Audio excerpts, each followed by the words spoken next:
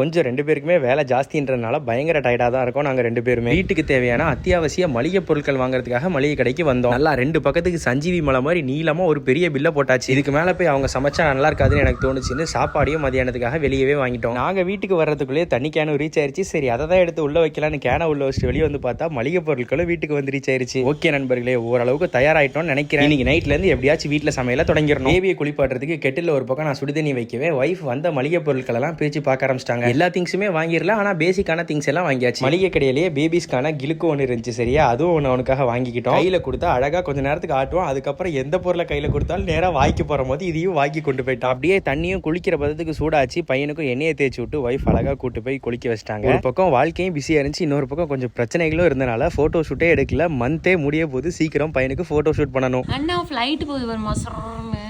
எங்கள் அப்பா இன்னும் 2 மாதத்துல நம்மளை அதில் கூட்டிகிட்டு போவாங்க. ரைட்டு